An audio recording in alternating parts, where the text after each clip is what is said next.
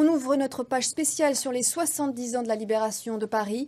Les hommages se multiplient dans la capitale. Des passionnés d'histoire ont voulu rendre hommage aux hommes de la 2e division blindée du général Leclerc. Ils ont défilé aujourd'hui dans les rues de la capitale avec des véhicules d'époque.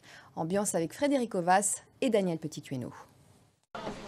Faire comme il y a 70 ans, sur les pas des libérateurs.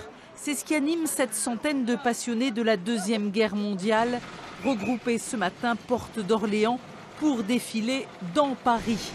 Un convoi de 300 mètres de long, 40 véhicules militaires d'époque pour perpétuer notre devoir de mémoire. C'est un moment d'histoire, c'est un moment, les 70e libération, donc c'est important quoi. C'est important de se souvenir de ces étapes-là et surtout pour eux qui viennent par la suite quoi. On voit les habits de l'époque, on voit les camions, les voitures, on sait comment ils étaient habillés et puis les armes.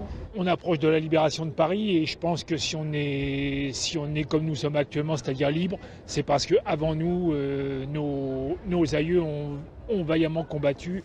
Une manifestation possible grâce à tous ces bénévoles.